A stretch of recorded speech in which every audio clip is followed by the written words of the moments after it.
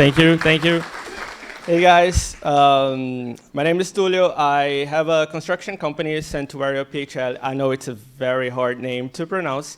It means sanctuary. I don't know what I was thinking when I created that name. It's been a while, but then we do design and build. So most of the projects that we do usually help our clients to design and not only build, but also we help with the design as well. So I would like to start this presentation about what I do mostly, which is most of our projects are flips, right? So I created a theory myself that it feels like every flip in the city is done by some guy on his break lunch, right? Why I like to say that? Because they all feel the same. It's always the same gray floors, the same gray walls, and the same white shaker cabinets. Sometimes they want to look fancy, and they do all the gold, brass, hardware all over, right? And I'm not talking about antique brass. I'm talking about really, really gold, looks like spray paint brass. So this is my theory, right? So today I'm gonna try to help you guys stop being his client, the designer on his lunch break, and hopefully that helps. So when I say there's a smell to a bad flip, it's not literally a smell. Sometimes we walk into properties that has literally a smell, right? But it's not a smell, but it's just a feeling, right? So sometimes you walk into a property and then you can literally tell that nobody had a plan. So you just picked whatever random products that you have and then you create a flip, right? So that's what we're trying to avoid. And the same thing as, we investors, we can walk and you can tell that it's a flip. Buyers, the same thing. They can notice in 10 seconds that's actually a flip. So now let's talk about Pinterest. I'm sure that a lot of people, when they're gonna get inspiration, they go on Pinterest, which is completely free. And it's a good start for your mood board, right? Every project needs a mood board. But the problem with Pinterest, which is free, the problem is changing your mind after the roughing. It's not free at all. It's not free at all. So what's the problem between your project, a Philly row home from 1925, at least that's what every single public record says, the houses in Philly, they're all built in 1925, and also the difference between that house and Pinterest, right? So when you look at some photo on Pinterest, you're gonna see maybe like $80,000 budget for a bathroom. You're gonna see all the lighting, like maybe $4,000 in lighting equipment, $4,000 in camera, and it goes really well on a magazine, right? But on a Philly row home, it's not, unfortunately, it's not gonna work, although could be really nice. So remember this, Pinterest is free, but changing your mind after the roughing, it's not free at all. So let's talk about what investors think matters, right? So most of things that investors think it matters actually does not matter. So we have 4 items right here. So we have the trendy tile. I've probably seen the same, like if you go on Zillow right now, when you put a random zip code, let's talk about 19125 Fishtown. So you're gonna see the same Moroccan tile with some fancy Moroccan name or some other Italian name 5 times. So trendy tile usually does not sell a house, although most investors, they're gonna think it does, right? Other thing, dramatic countertop, which feels like the slab is having a seizure. So a lot of investors, they really like the dramatic countertop, which is really, most buyers, they don't like it. So the thing about buyers is they wanna have some room to customize their own house too, right? So you're not gonna live there. Although I understand it, that flipping houses, it can be, people can get really emotional flipping houses as an investor because you wanna make every single, right? Yeah. So you want to make every single decision as you were going to live there, but that's not what happens, right? And remember, guys, this is for the market, right? If you're building your own house, that's okay. You can do the dramatic countertop, you can do the trendy tiles, you can do the random accent walls with a different trim materials, different colors, that's fine. You can do that, although usually takes 30% of your living room, and it feels like really dated in a couple months sometimes. And the same thing with the mismatched metals, right? So you can do a black faucet with a gold mirror and then a chrome shower fixture. It's not a great idea. But remember, at your personal house, if that's really your taste, you're welcome. I have done projects for clients, they want to do all of that, and I have a few pictures that I'll show you in a moment. So one thing that I like to say is builder's grade is not a budget, it's a symptom. So when I say that, it feels like I hate LVP floorings and I hate the white subway tile and I hate all the black hardware. But that's not true. So the thing is, you can still do a builder's grade house, a builder's grade flip with intentional materials. So sometimes it's not about the price tag, it's about how intentional the design is. So it is okay to use cheap materials. Again, it's not about the price, it's about the intention that you use the material. If you don't have the intention, obviously it's not gonna work. If you talk about the intention, I'm sure everybody here has some experience where you bought something online. It can be not only a finishing product, but also any other material online, and as soon as you receive it, you regret totally, right? Because it looks good on the photo, and then when you open the box, it was too small, the color was not the same. So that's why what I want to tell you is the lack of intention, it can matter a lot. So that's why, remember, if you don't remember anything about this tonight, remember that builder's grade is a lack of intention, but you still can do a nice product using cheap materials. And that's the same thing that I just explained. So cheap materials plus intention beats 100% expensive material that is not, it is gonna cause any indifference, right? So you can buy a $14 a square foot tile, and maybe the installation is gonna be so bad, the 99 subway tile from Home Depot, it's gonna look so much better than the $14 tile. So if you have clean lines, clean outlets, level outlets, if you can have intention, that's gonna make things so much better. Okay, so remember that cheap materials can work as long as you have the right intention. So every time that you make decisions, you look to make the decisions that are made on purpose, right? So if you're doing a house, my suggestion, if you're doing a house, pick one vibe and stick with the vibe, right? It can be any vibe that you want. Some investors, they do mid-century pendant with a traditional bathroom and then farmhouse kitchen, and then it feels like every room is a different house. So if you want to do one project, just stick with the vibe. So you can do, it's okay to do farmhouse, right? If it's okay to do traditional, just stick with the project wherever you go in the house. Otherwise, it feels like the guy on the lunch break that nobody had intention to do any design. So here we have two examples, right? So we have the generic flip, and then we have an intentional flip. As you can see, it's more like a psychological thing when you look at those two photos, right? You really think that nobody had a plan here.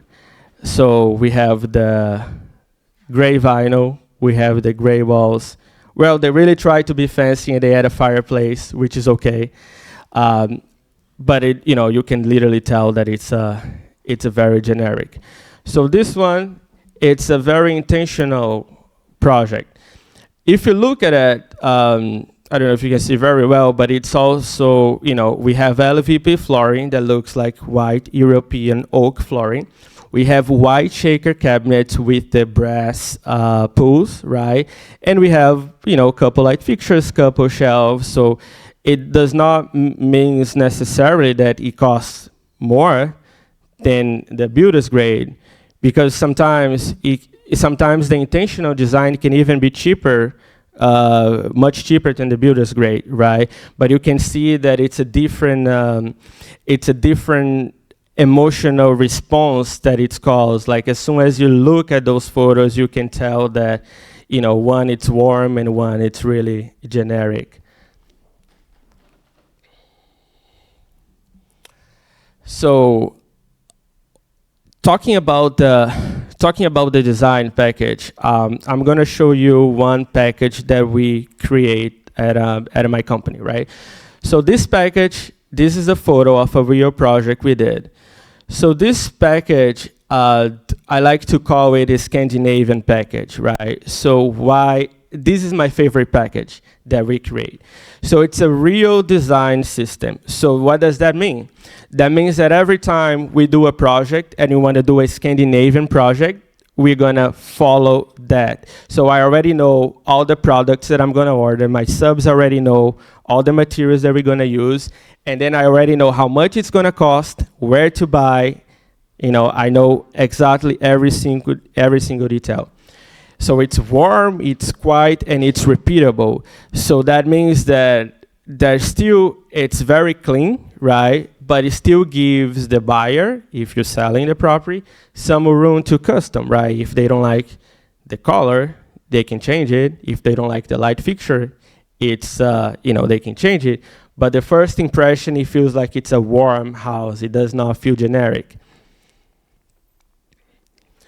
So those are the real products and the real the real photos of real products that we actually use on this project.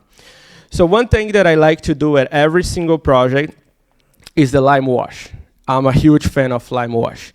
For people that don't know, the lime wash has so many good things when it comes to painting, right? Well, it's actually much more sustainable.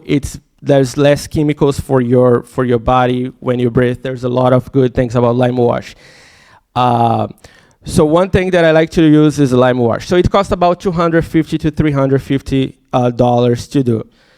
One thing that we are trying to do now is to create a fake lime wash. So basically, we usually buy 2 different paintings, and then we mix with the 2 different similar colors, and then we create the lime wash. So usually if you get a 25, I would say 2 samples, each sample about $10, you can create a lime wash wall, and that's gonna give the buyers a vibe, like they're gonna feel like this is a vibe.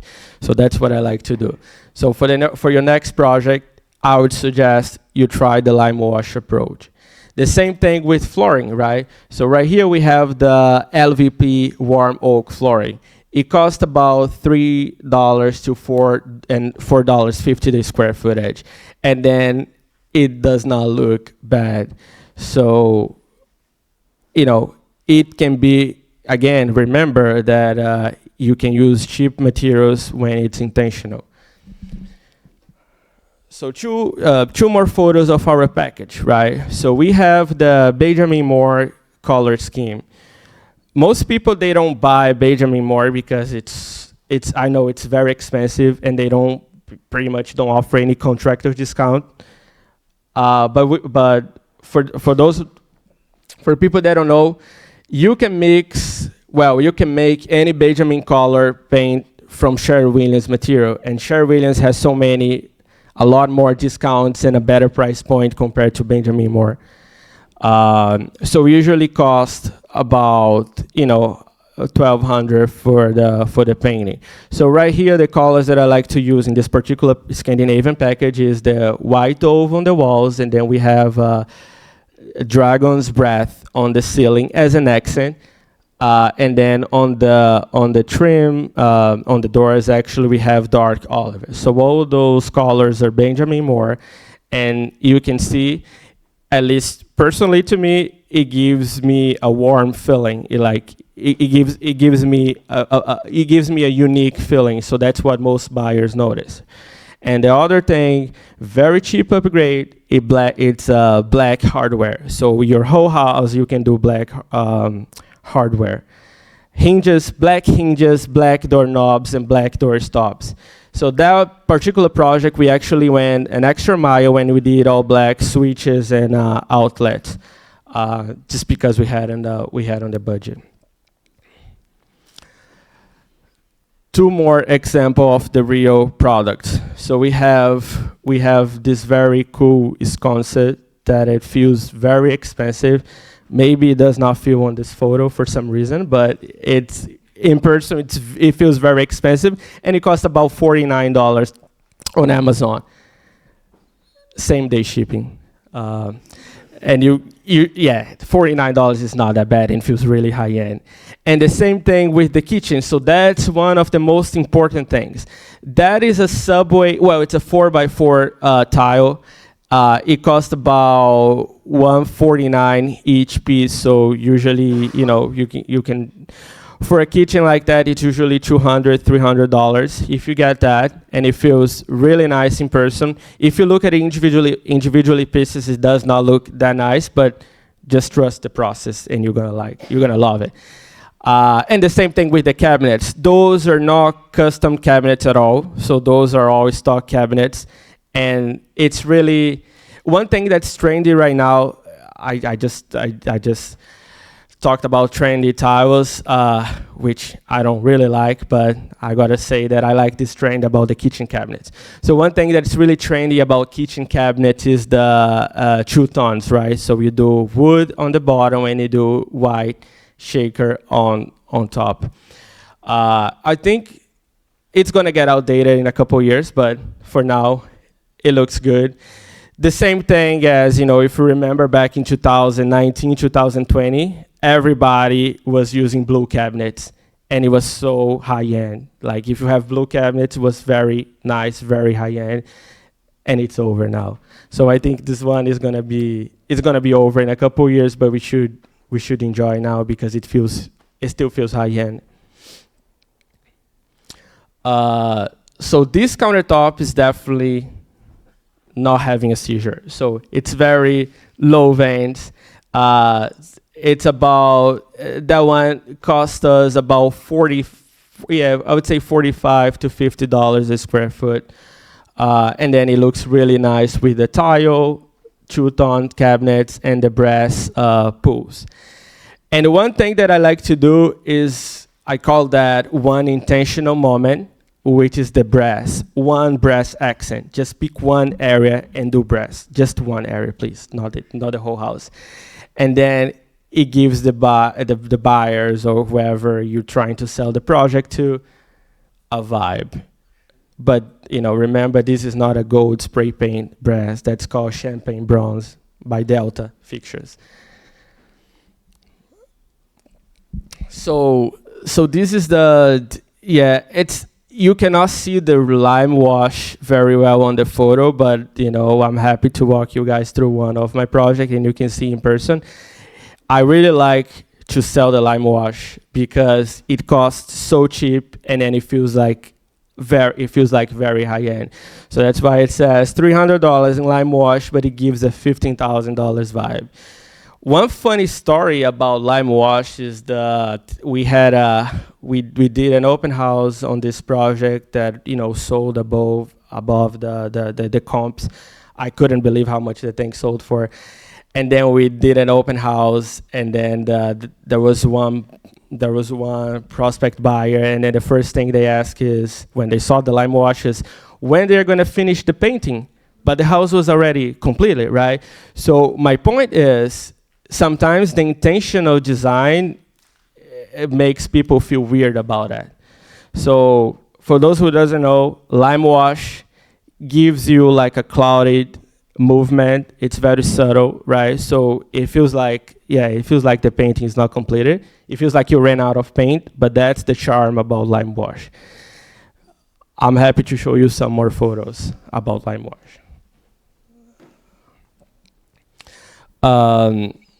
So when you're selling a house, this is what actually matters. So lighting, layout, consistency, decisions made early, and clean execution. We're gonna explore one of them, all of them actually in a few. So starting at lighting, the cheapest way to make a house feel expensive to me is lighting, right? So we can do overhead. Never. My recommendation is never do one center light, or they call boob light. It's the industry name. I know that. I look it up before, and that's how people call it. Don't do never one center light if you have a space. Just do recess on a dimmer, right? I like to call that a task. So the tasks are light fixtures that you can put where you actually work, like where you're gonna make the things work, right? So it's usually under cabinet lighting, it's usually a sconce, it's usually a chandelier, it's a dining room fixture. So if you have one, just pick one area and do one task light that also it's gonna make things really, really warm. And the same thing with ambient light. If you put a light, an outlet on a switch where the buyer just turned the switch, and then the whole room becomes moody, becomes a vibe, it's gonna cost you about $200 or even less during the roughing, but it's gonna give you, some money back. Another suggestion is about the layout, right? So every time you change the layout before or after the roughing, it's gonna cost you a draw delay, it's gonna cost you inspection delays, and then it's gonna be one sub that is no longer available, and then you gotta be stuck with the product. So I'm sure that somebody in this room, once you do a project, you already change your mind after the roughing, right? We do that all the time, right? You can tell. It's a safe place. It's not financially safe, but it's still a safe place. We try to avoid that. Sometimes change of orders happen, things happen, but if you can at all costs avoid changing things after the drywall is up, it's going to save you a lot of time and money. And again, what I said earlier, like just pick one vibe and just follow the vibe throughout the whole house. If your finish is matte for the first time at closing, we have a problem. That means that if you just pick random finishings, if you just go to Floor and Decor on a Tuesday afternoon and just pick whatever, it's on the clearance aisle or at Home Depot, this is gonna be a problem. So just pick one vibe and stick to the vibe throughout the entire project. Decide early and execute clean, right? So if you can have your selections done before demo, if you can have all the expensive items picked before you even start demo, that's gonna make your project go so much faster and so much better, right? And just make sure you can execute clean, okay? So that's the same example that I gave you guys about a $14 tile versus a $9 subway tile that can look very intentional if it's done properly. So I like to say that there is a couple things that the buyers notice in the first 60 seconds. As soon as they they get into the house, they're gonna spend the 60 seconds looking around, and that's 60 seconds that's gonna make or break the deal, right? So we have a few things that they're gonna look first, right? So the visible lighting, pendants, chandelier, entry, sconces, whatever you can do lighting, just do nice lighting on that one. front door and entry, the curb appeal, that's the first touch. As soon as they get into the property, the curb appeal is gonna make a very good impression. Kitchen hardware, it's going to sell. Kitchen's going to sell. Usually kitchen, bathroom sell houses, right? And then just pick one tile moment. Just don't do tile all over the place. Just pick one tile moment and stick with the vibe. To match the price point, for flooring, for example, the LVP vinyl, the vinyl flooring is fine. If you're doing a $250,000 project, of course you can do LVP, right? But if you're doing a $700,000, I would say the hardwood floor is gonna get your money back much more than the LVP. The same thing with the cabinets, right? So if you do stock cabinets, it's fine. You don't have to do Amish cabinets. That's gonna cost you the whole budget for the whole project. The same thing with the countertops, right? If you can pick a countertop that is gonna make the place calm, just don't do a lot of veins. Going back to the seizure again, just don't do that. Just pick one countertop that's gonna make the place good, and it's gonna save you money on the project. And the same thing with the bathroom floor. Just pick one main tile and make the bathroom or make the tile your selling point, okay? And again, you gotta spend where they're gonna see it in 60 seconds. Just walking through the house and then count 60 seconds, and that's exactly what where you're gonna spend, and they're gonna feel the difference.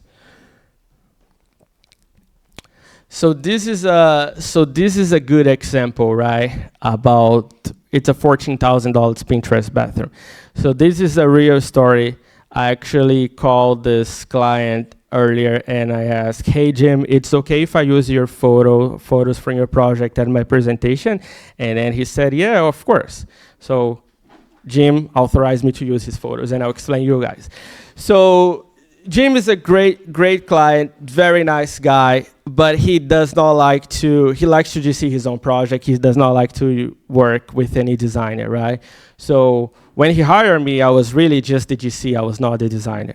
So he made all the selections. So he went on Pinterest, he sent me a few options for this project in South Philly, and then Jim used 5 tiles. I counted 5 tiles in one master bathroom, and I will show you. So this is Jim's bathroom. He was the designer of the project, right?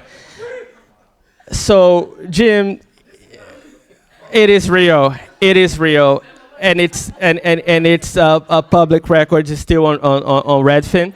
So It did, but for some reason the buyers put back on the market 1 year later, and it's still on the market. I don't know what happened, but so Jim went to. It feels like a showroom, right? I know. So we have the blue tile, all glossy tile on the walls, and then we have the penny tile on the shower floor. We have another whatever color that is on the floor, and then we have the wallpaper because Jim really want an accent on the bathroom, right? And then we have the not the Delta champagne bronze fixtures. We have the really gold spray painted brass, and it got even better. So Jim is still wanna an accent tile for the tub, and then he want a tile all over the vanity. So we have 1, 2, 3, 4, 5. Yes. That's a good question. Jim is from Hong Kong, so he was on a trip to Hong Kong, and then he was like, "Oh, I got a great inspiration." So he got this inspiration for whatever trip he took to Hong Kong. So I don't know what happened over there, but yeah. So eventually it sold, but I guess it cost him like $30,000 extra to just to the bathroom, and I guess that's why the bathroom is back on the market Well, the whole house is back on the market. Well, so the first thing is Jim changed the order too many times, right? So originally, that was supposed to be a closet, and then he wanted like a large master bathroom, right? So we had to redo the plumbing. We had to redo like the windows and also all the tile selection. So one detail on this photo, if you guys didn't notice, is he didn't want to get the frosted windows, so he put whatever that is on the windows. Yeah, well, we actually did it. It was part of the contract, part of the scope. So here's the bathroom, and then yeah, and there was more tile in the house. There was tile in the fireplace. There's tiles in the entrance. It's a whole vibe. Yeah. I don't know. Yeah, that's a good question. Yeah, that's a good question. Yeah, that's a good question. Yeah, I guess it was between Pinterest and his trip to Hong Kong. Um, yeah, I think so. I think so too. Yeah. So he didn't have any plans. So we kind of just like went along.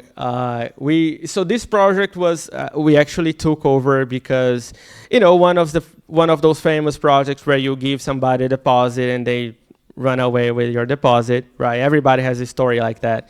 So we took over. So by the time we took over, we got the plans. The house was already framed out, and then we pretty much just did all the mechanicals and the finishings. As you can, as you can see. Yeah, overall nice, very nice guy. I don't know. Well, he likes to call himself a contractor, but he likes to do that. He's a part-time contractor. It's not his full-time thing. So that's why I think he got emotionally attached to this project.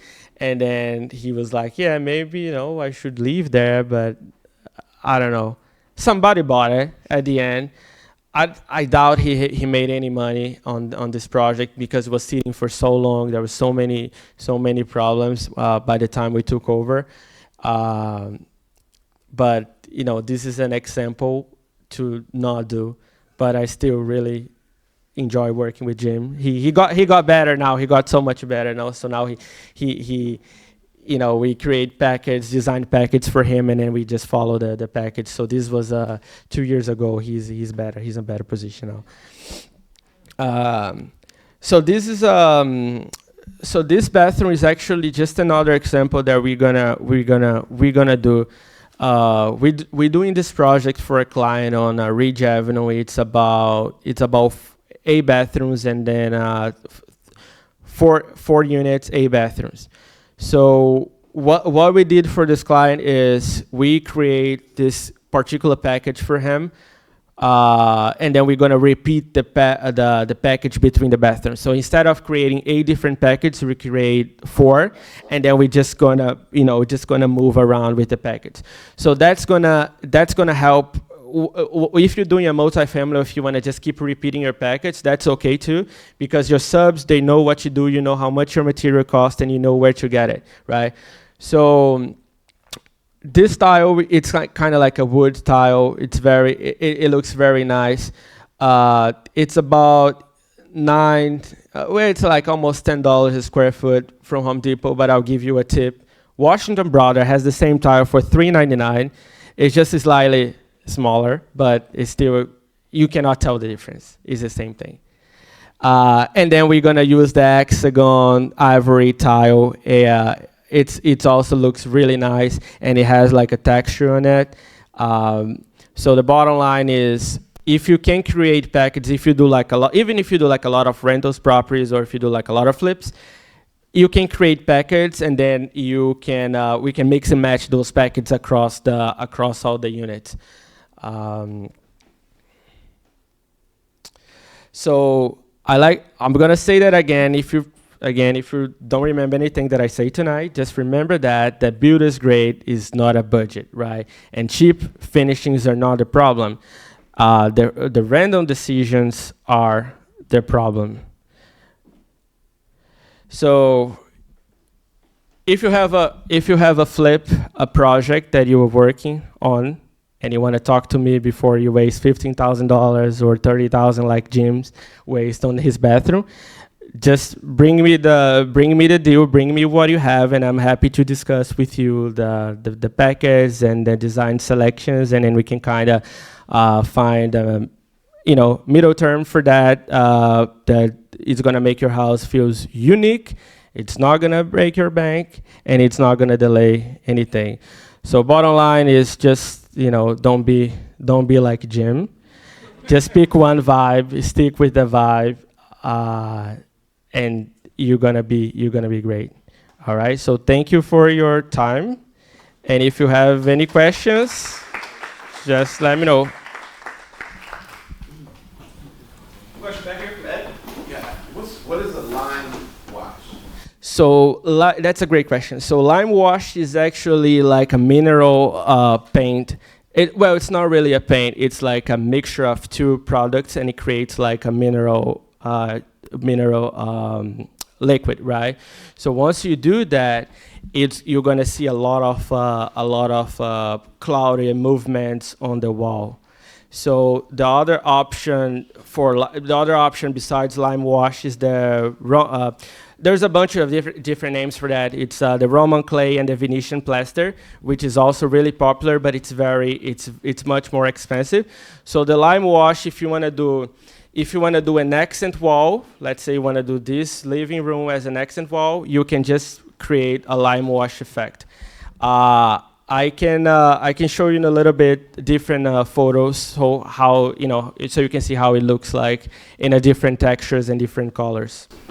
And one follow-up to that, you mentioned Benjamin Moore as opposed to another supplier. Say that again, I'm sorry. You mentioned Benjamin Moore paint as opposed to another supplier. So Sherwin Williams, yeah. So Benjamin Moore, it's more like a higher end brand, right? So they're much more expensive, and as I said, they don't really offer a lot of contractor discount. So Sherwin Williams is it's much more it's much more flexible with pricing. The material is not that bad, and then whatever color you see that you like from Benjamin Moore, you can replicate the color at Sherwin Williams. Any other questions? I have a question. Yes. Do you have any thoughts on exterior design? What would you generally say people should stay away from or incorporate in the exterior? Yeah, so that's a good question. So one thing that I like to do for exterior design is I like to pick the mid-century vibe. So usually one color that I like to use a lot, it's iron ore, which is it's like a dark gray, but it's not a black, right? So I like to mix dark colors with warm colors. So for instance, you can do like iron ore as an accent on your front bay, and then you can do Swiss coffee or Sherwin Williams cream and sugar. The names are always so creative, I know. Yeah, and you can do like a dark color, not really black, but I would say like a dark gray with a very warm color. So that's what I like to do. I can show you a few photos of projects in the past, and it looks good. We're going to send out the presentation to everybody, so you'll get that great picture of the bathroom. Yeah. Another question? Yeah. I was wondering, what's a good budget amount that you would recommend for a flip? Yeah, that's a lot of variables on that question. Usually, my own projects usually for I would say like a 15,000, like 1,500 square foot with a finished basement usually costs me between I would say 140, 150, including finished basement and all the waterproofing system. But then if you want, you can scale on the finishings a little bit. But also depends on the square footage, depends on the location. As I mentioned, some locations they really call for like hardwood floors, so that's going to cost you more, right, versus the vinyl. So if you have a project that you're interested, you can bring it to me, and then we can kind of create a budget for that. Yes.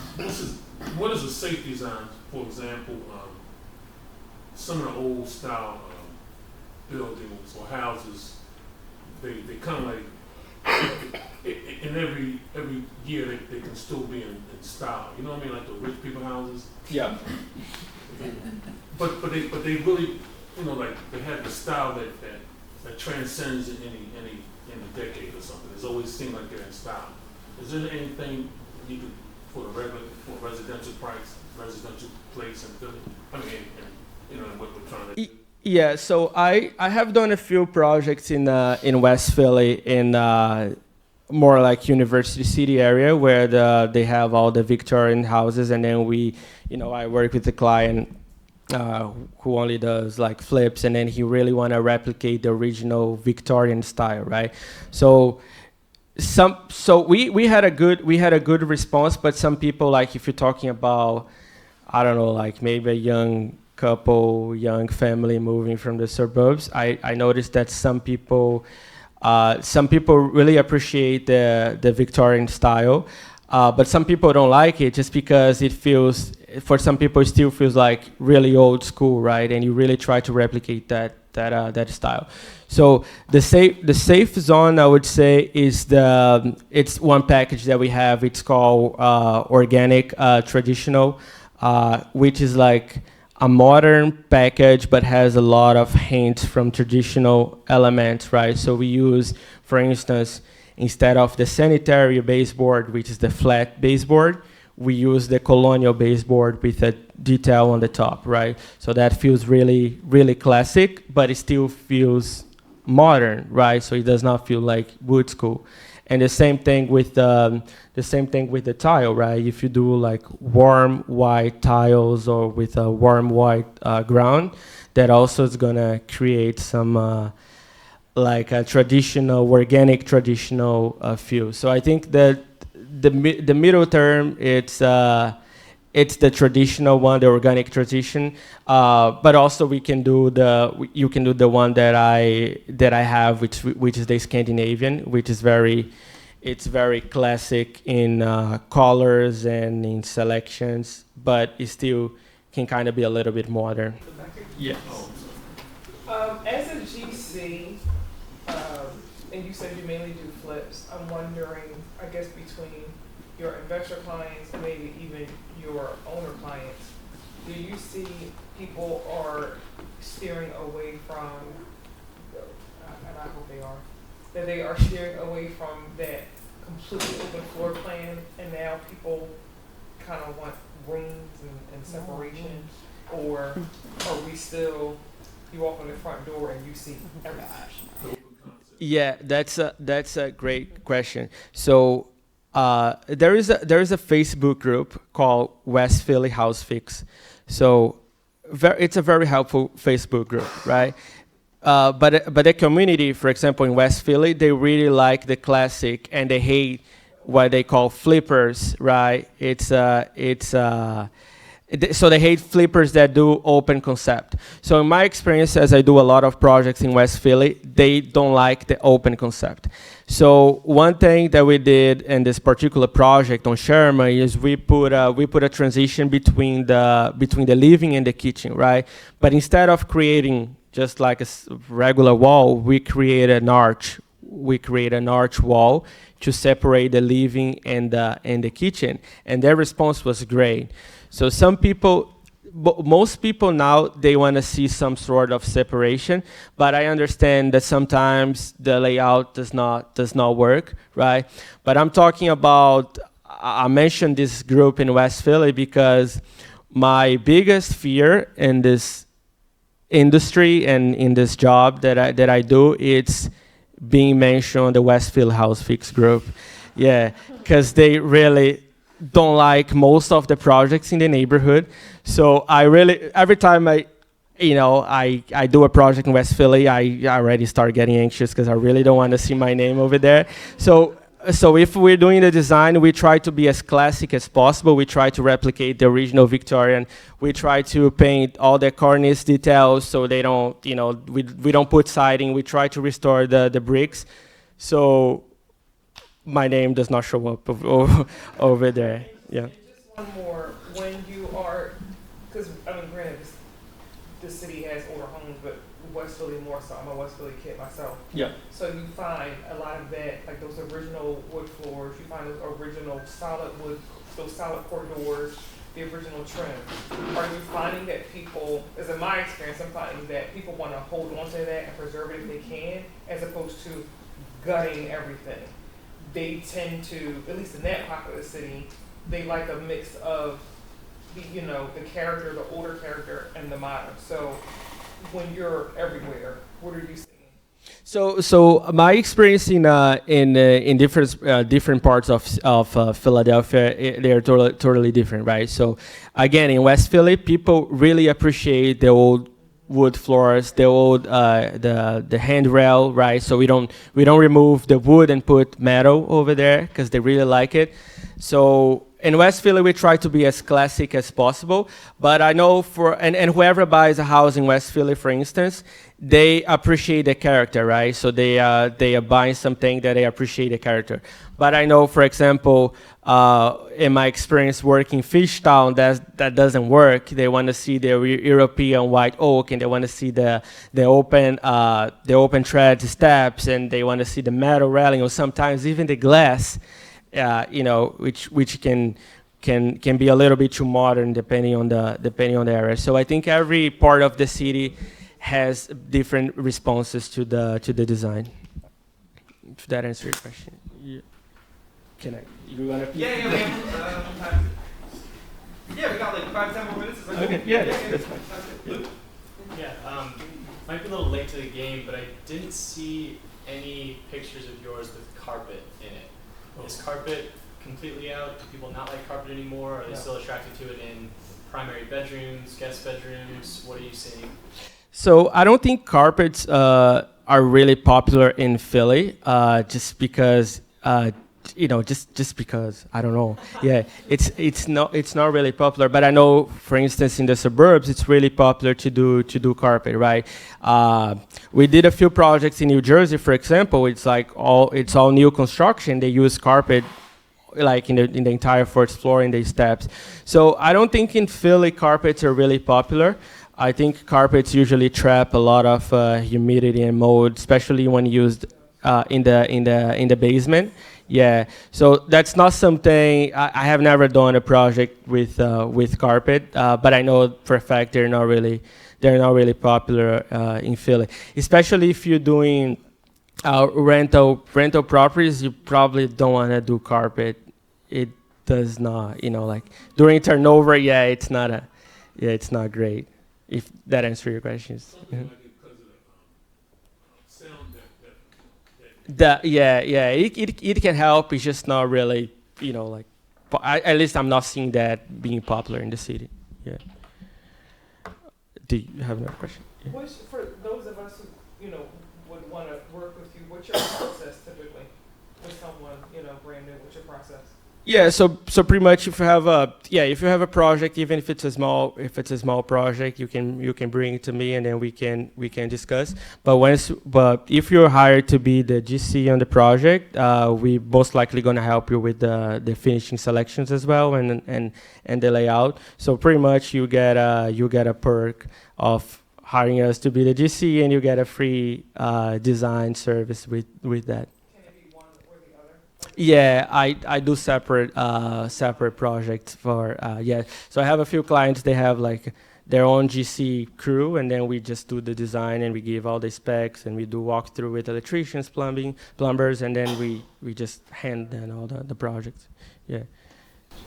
So do you gut the properties? You do the whole process gutting and take everything is done by your company? Yeah, so we have some trades that we use subcontractors, and we do have a crewing house that we can do separate trades. We cannot do everything, especially for like license and liability. We don't have every single license like HVAC to do like mechanicals or things like that. But we can handle. No, we don't do. Well, we can do blueprints if it's a super small single family project, but we're not architects, so we cannot do any architecture service. Yeah. And then just talking about that, one of my dreams is to find a project that I can do a cosmetic, just like new kitchen, new bathroom, and then call it a flip. But I have never been able to find anything like that. If you guys have any deals like that, so please just let me know. But it would be super fun to do. Yes. Any tips on how to make a small space feel bigger? Yeah. So one thing that I like to do is the painting, right? So one thing that is really popular now that makes the space feels bigger is to paint the same area with the same color but in different shims. So that project, yeah, it's kind of hard to see again on the photos. Yeah, it's kind of hard to see on the photos, but we did, yeah. So to me, it feels the space much greater. So we have the same color on the trim, we have the same color on the walls, and then we have the same color on the ceiling, right? So all those colors, they are White Dove by Benjamin Moore, but we didn't have budget for Benjamin Moore, as I mentioned, so we did Sharp Brilliance. So the walls are eggshell, which is totally fine to do walls in eggshell if you have good painters, because eggshell is going to show all the imperfections. So, but it looks really nice if it's done properly. So we have the walls in eggshell, we have the trim, the baseboard encasing in semi-gloss, and then we have the ceiling flat.